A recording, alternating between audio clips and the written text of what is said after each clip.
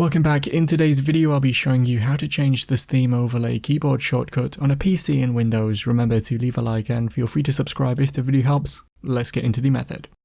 To change the overlay keybind, open Steam and then click on where it says Steam in the top left.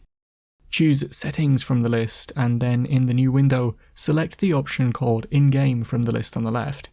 On here, look down for where it says Overlay Shortcut Keys and then click once in the box next to this. You can now input the exact keyboard shortcut you want and then you should be able to test it out when you're in a game. That's how to change the Steam Overlay keyboard shortcut on a PC in Windows. Click the card on screen now to watch a video of mine showing you 10 easy ways to speed up your Windows PC. If you have any questions then let me know in the comments below, and if you did find today's video helpful, remember to leave a like and feel free to subscribe for more tips in the future.